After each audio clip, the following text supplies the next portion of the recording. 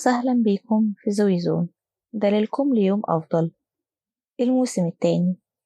أنا زوي، وفي البودكاست هنا هتكلم معاكم عن الحياة، عن إزاي نحل مشاكلنا من جذورها عشان نكمل، لأننا عارفين إن الدنيا مش ريشة في هوا زي ما قالوا، ولا طريقنا مسدود مسدود يا ولدي.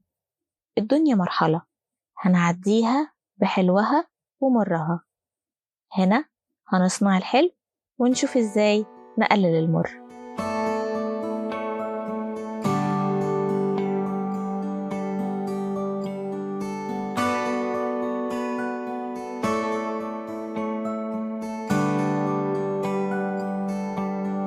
زي ما تعودنا في حلقاتنا سواء الموسم اللي فات أو الموسم ده، إننا بنبص على الحاجات اللي في حياتنا بشكل مختلف.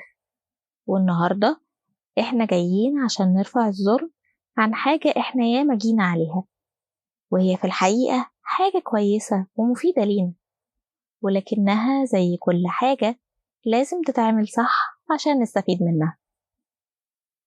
حلقتنا هتتكلم عن الروتين اللي دايما بيتم اتهامه إنه السبب في الملل، ودايما بندور على إننا نكسره ونغيره ويمكن نقتله، مش بنبقى شايفين أهميته في حياتنا. طب هو إيه أصلا الروتين؟ الروتين هو مجموعة من العادات والأنشطة اللي بنقوم بيها بانتظام من غير تفكير أو تغيير. الروتين ممكن يبقى ممل ومحبط ومقيد، وكمان ممكن يبقى ليه أضرار أكتر من كده. الروتين ممكن إنه يسبب القلق والاكتئاب، وده حسب الدراسات، علشان الروتين بيقلل من الحوافز والتحديات والتجارب الجديدة والمثيرة اللي بتخلي حياتنا ممتعة وليها معنى.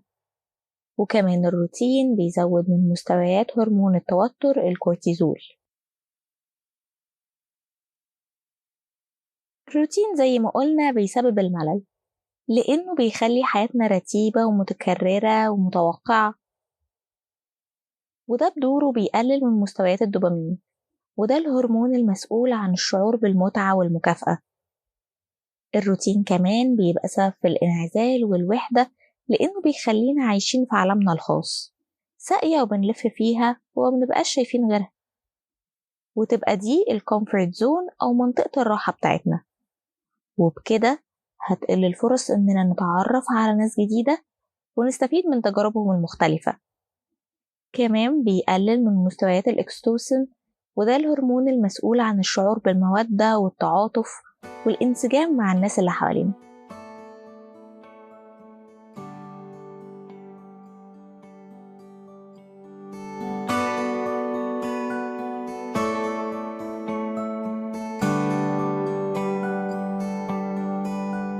طبعا كده الروتين فعلا زي ما كل الناس بتقول اهو، ومش مظلوم ولا حاجة، بس ده مش حقيقي. الحياة لا تنتظم من غير روتين، لأن الروتين هو نظام، والكون كله ماشي بنظام، حتى أجسامنا. ومن غير نظام في حاجات كتير مش هتمشي. يعني مثلا الانتظام في مواعيد الأكل بيحسن من عملية الهضم، والانتظام في مواعيد النوم وإننا نصحى وننام في مواعيد ثابتة بيحسن من جودة النوم ذات نفسها. أي حاجة بنحتاج نعالجها في جسمنا بتحتاج لروتين. سكين كير روتين علشان نحل مشاكل البشرة، روتين للشعر، حتى العلاجات بتبقى ليها روتين، مواعيد محددة لازم تتاخد فيها الأدوية. الروتين بيساعدنا على ترتيب حياتنا وتنظيم وقتنا، وده بيخلي الواحد يقدر يتفرغ لحاجات مختلفة محتاج يعملها بعيدا عن المهام الروتينية. الروتين زي ما ممكن يسبب توتر بسبب رتابة الحياة، لكن كمان ممكن يبقى سبب لتقليل التوتر، لأن لما بيكون عندك روتين بتحس بالاستقرار والأمان. مفيش حاجة جديدة، مفيش مخاطر، كله معمول حسابه، وده بيقلل من الضغط والتوتر النفسي.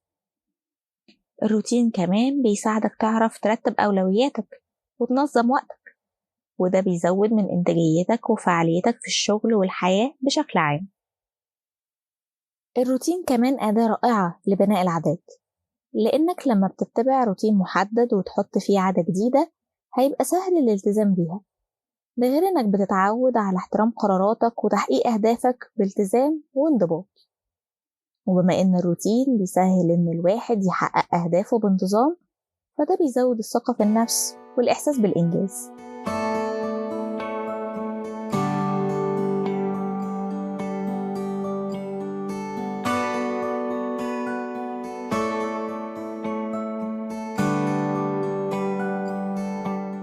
الروتين ليه جانبين زي ما شفنا، جانب مظلم وجانب مفيد، بس المهم إزاي هنتعامل معاه.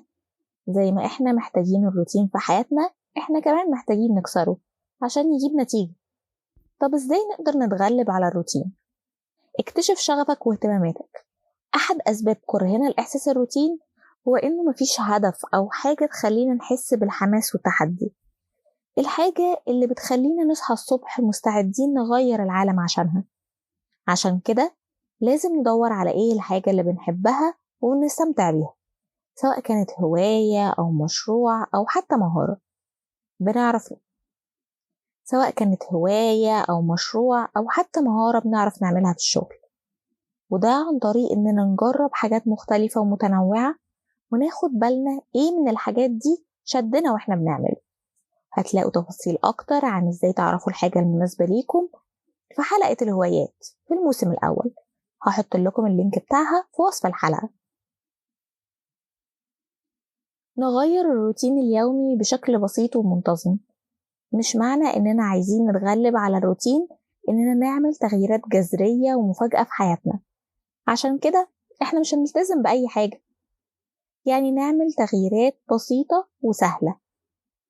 نصحى بدري أو في وقت مختلف، نلبس هدوم جديدة أو ستايل مختلف، نروح ناكل في مكان جديد. التغييرات البسيطة دي هتخلينا نحس بالتنوع والحيوية وروح التجديد. خطط للمستقبل وحط أهداف ومواعيد نهائية. زي ما قلنا إنه لما بيبقى ما عندناش هدف محدد عايزين نوصله، بنبدأ نحس بملل الروتين. عشان كده لازم نخطط للمستقبل ونحط أهداف واقعية ومحددة وقابلة للقياس ومرتبطة بالزمن. الأهداف دي ممكن تبقى أي حاجة، زي إننا نمشي 10,000 خطوة مثلا، نقرأ جزء من القرآن، نخلص كورسات إحنا راكنينها. وجود الأهداف دي ومواعيد محددة ليها هيحسسنا بالحافز والمسؤولية والتحدي، والروتين ساعتها مش هيبقى دمه تقيل على قلبنا عشان هو بيساعدنا نوصل لهدفنا. دور على طرق جديدة للتعرف على الناس، سافر أماكن جديدة وتعلم ثقافات مختلفة وكون صداقات مع أهل البلد أو سياح زيك. انضم لجمعية خيرية واعمل نشاطات معاهم. روح أماكن مختلفة ما كنتش بتروحها قبل كده وتعرف على الناس هناك. الحاجات دي هتساعدك إنك تحس بالانتماء والتقدير والتعاون، وهتزود من مستويات الإكستوسين والسترونين في جسمك.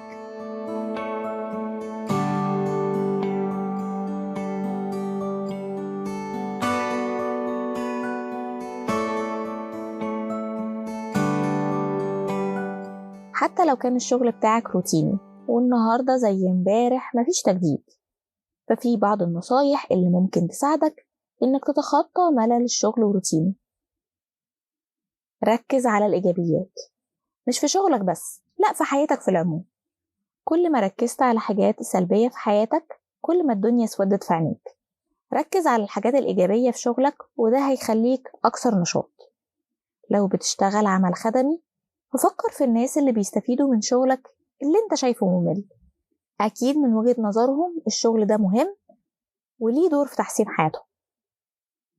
بص للشغل بتاعك بعين مختلفة، أكيد دايما في طرق جديدة تخلص بيها شغلك. عيب إن الواحد يبقى ممشي حياته على الأوتو بايلوت أو على روتين، إنه مش بياخد باله من طرق مبتكرة ومختلفة ممكن يعمل بيها نفس الحاجة، ويمكن كمان يطلع بنتائج أحسن. خطط تعمل حاجة جديدة في الويك أند. ناس كتير بتفضل تقضي أجازاتهم الأسبوعية نايمين، وفجأة يلاقوا نفسهم على مكتبهم والأجازة راحت من غير ما يعملوا فيها حاجة، وبعد كده يشتكوا من الملل والروتين في حياتهم. اعملوا خطط لأجازتكم الأسبوعية، خرجوا فيها مع صحابكم، روحوا سينما، سافروا سفرية سريعة، زوروا قرايبكم، إن شاء الله حتى تنزلوا تتمشوا وتطلعوا البيت تاني. التوازن هو السر لحياة سعيدة، لأن الأصل فينا هو الاختلاف، كل حاجة وعكسها موجودة جوانا. فما نعيش حياتنا بروتين صارم يطهقنا في عيشتنا، ولا نعيشها سمك لبن تمر هندي ونتوه فيها. شوية نظام على شوية فوضى الحياة تتعايش. الموسم التاني قرب ينتهي، ما تنسوش تتابعونا على صفحات السوشيال ميديا بتاعتنا وعلى اليوتيوب عشان يوصلكم كل جديد. عرفونا رأيكم كمان في الحلقات اللي فاتت، وإيه نفسكم نتكلم عنه قبل ما الموسم يخلص. كل اللينكات هتلاقوها في وصف الحلقة في لينك مجمع، ونتقابل على خير الحلقة الجاية.